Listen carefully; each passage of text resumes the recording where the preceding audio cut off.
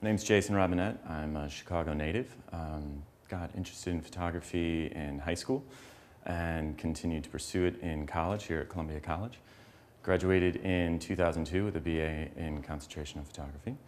After college, for about 5 years, I worked as a freelance and full-time assistant for commercial and fine art photographers. And I now have a studio here in Chicago that I work out of. So, the series of photos that are part of this show are from an ongoing series called the Deconstruction Project, which documents structures just prior or during their demolition.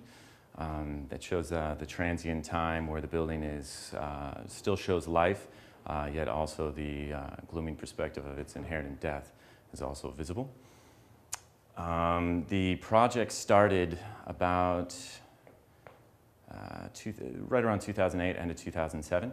I had always been interested in architecture my whole life. I actually wanted to be an architect as a child, and my terrible math skills made me realize at a young age that that wasn't going to work.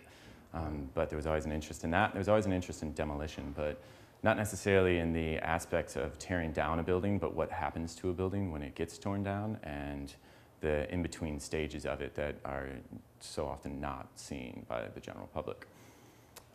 It was 2008, or yeah, right about December 2007, that I was on an assignment to shoot a building at 450 East Ohio that I kind of got that aha moment. I was there to photograph something else, but I was on the 6th floor of the building, and behind me the building looked totally normal.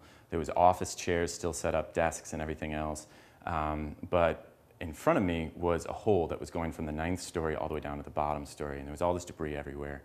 And it was just such a bizarre scene to see this building that was alive in certain aspects, but completely getting torn to shreds in others. And that was, after taking those photos, I realized this was something that I wanted to continue to do for some time, and have been pursuing it ever since. So the photos that are in this series, or that are here, are, this is 1200 South Lakeshore Drive, number 1, and it illustrates, actually, it's at the Shedd Aquarium when they were emptying the pools and destroying the dolphin habitat.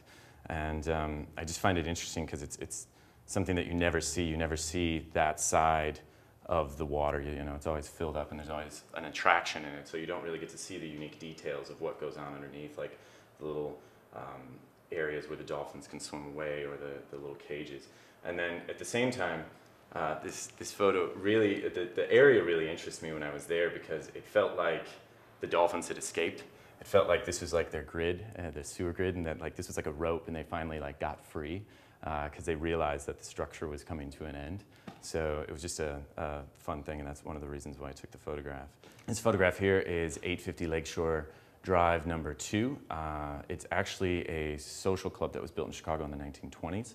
And what I found really interesting about this space was, at the time, it was one of the tallest buildings in the neighborhood, and it's right on the lake. And they used to throw these big galas on the roof, and there's big ballrooms in the building, and it's just totally been abandoned. And what was interesting to me was the fact that here's this roof that at one point had views north and south, and of course east of the entire lake. And now, you know, the new modern luxury living is gone in its place next to it. And it's this building that's come up and kind of blocked its view, and has changed the way the perspective of the building is, and it's just left, it's just abandoned. And to be in these spaces, it's always interesting because you can spend time and you can just imagine what it was like to be on this roof in the 1920s, 1930s, and well-dressed, and being at a gala, and now it's this space that's just left. Same thing with this print on the bottom here. This is 850 Lakeshore Drive as well. This is number 7, and which, by the way, the reason why I title them by the location is I find it interesting that if you search on the internet or do any research, just by typing in the address of a location, especially if it's a historic location in Chicago, you tend to find out all sorts of information about the space. In addition to working with the demolition crews to gain access into the locations, that's how they title all their jobs, is they go by, you know, how's 850 doing, how's 1200 South doing, so I thought it kind of all tied in. But back to this 850 Lakeshore, number 7, is It's an old pool that actually in the 1920s held Olympic trials to it.